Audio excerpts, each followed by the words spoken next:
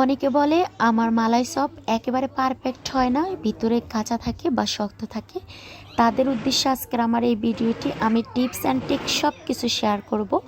আশা রাখি আপনারা পরবর্তীতে বানাতে গেলে ব্যর্থ হবেন না। তাহলে চলুন দেখা যাক কিভাবে তৈরি করতে হয়। প্রথমে আমি গুঁড়ো দুধ নিয়ে নিব, এখানে প্রায় 1.5 কাপের মতো। আর এখানে আমি প্রায় 2 টেবিল চামচের মতো ঘি দিয়ে দিব। তারপরে এখানে দিয়ে দিব বেকিং পাউডার। আমি এখানে গুঁড়ো দুধ দিয়ে দিলাম 1.5 কাপ। আর এখানে আমি ডিম দিব 2টো। আপনারা কিন্তু ডিম 2টোকে আমার মতো ফেটিয়ে নেবেন। তারপরে এখানে আমি দিয়ে দিব আস্তে আস্তে করে, যতটুকু আমার লাগবে আমি ততটুকু দিব। অনেক সময় দেখা গেছে 2 কাপের মধ্যে বা 1.5 কাপের মধ্যে 2টো ডিম সেরে যায়। আবার অনেক সময় দেখা যায় 3টো লাগতে পারে, আবার 2টোর চেয়ে একটু বেশিও লাগতে পারে। সেটা আপনারা আপনাদের মতো করে বুঝে শুনে দিবেন।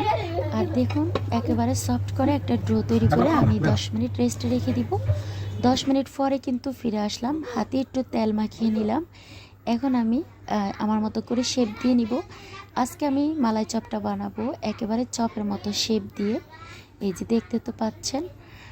আর আমি আবারও বলছি, আপনাদের যদি বেকিং পাউডারের পরিমাণটা কম হয় সেক্ষেত্রে কিন্তু চপটা সুন্দরভাবে হবে না। সেজন্য বলছি আপনারা 1 কাপ গুঁড়ো দুধের সাথে একবারে পুরো 1 টেবিল চামচ আপনারা দিয়ে দিবেন বেকিং পাউডার। বেকিং সোডা দিবেন না, পাউডার দিবেন। আর যদি 1.5 কাপ হয় তাহলে 1.5 টেবিল চামচ দিবেন, একটু বেশি পরিমাণে চামচে নেবেন। আর যদি 2 কাপ হয় তাহলে 2 টেবিল চামচ দিবেন। এই যে দেখুন অলরেডি কিন্তু মিষ্টিগুলো আমার বানানো হয়ে গিয়েছে বা সবগুলো বানানো হয়ে গিয়েছে। আর আমি চুলার মধ্যে কিন্তু বসিয়ে দিলাম এখানে 2 কেজি দুধ। তার সাথে আমি এখানে দিয়ে দিব 2 কাপের মতো পানি। সব সময় খেয়াল রাখবেন পানি পরিমাণটা একটু বেশি দিতে। ধরেন 1 কেজি দুধের সাথে 2 কাপ পানি দিবেন। 2 কেজি দুধ হলে 4 কাপ পানি দিবেন। আর দুধটা যদি ঘন হয় সেক্ষেত্রে কিন্তু মালাই চপগুলা ফুলে উঠবে না ভালোভাবে। আর আমি ফ্লেভারের জন্য কিন্তু এলাচ দিয়ে দিলাম। আর দুধটা যেহেতু চিনি দিয়ে বলক দিয়ে নিয়েছি, সেক্ষেত্রে এখন আমার চপগুলো দিয়ে দিতে হবে। দেখুন সবগুলো চপ আমি দিয়ে দিলাম। এখন আমি অপেক্ষা করব যতক্ষণ পর্যন্ত দুধটা শুকিয়ে না আসছে। আর মাঝে মাঝে এভাবে আলতো হাতে নেড়ে ছেড়ে দেব। আর আপনারা যদি ঢাকনা দিয়ে সরে যেতে চান সেক্ষেত্রে কিন্তু বারবার এসে নেড়ে ছেড়ে দিতে হবে। আমি কিন্তু কাছে আছি সেজন্য একটু ঢাকনা দিয়ে আমি সরে যাই, যেহেতু উতলিয়ে না পড়ে। এইভাবে আমি অপেক্ষা করব দুধটা শুকিয়ে যাওয়া পর্যন্ত, মানে যতটুকু আমি রস রাখবো ততটুকু পর্যন্ত জাল করে নেব চুলার হিটটাকে একেবারে হাইতে রেখে। আর 5 মিনিট থেকে 10 মিনিট আপনারা রান্না করার পরে কিন্তু ঢাকনা সরিয়ে রান্না করতে পারেন, কোনো সমস্যা নাই। অলরেডি মালাই চপটা কিন্তু হয়ে যাবে।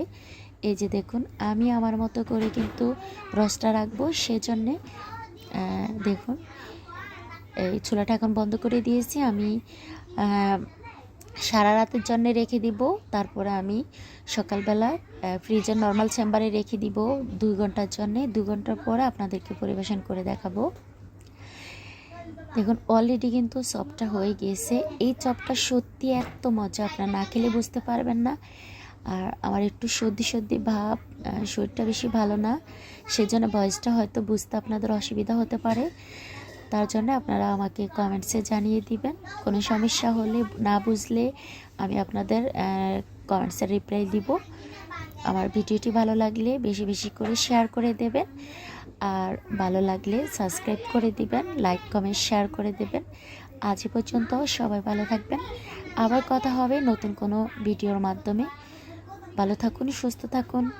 আল্লাহ হাফেজ।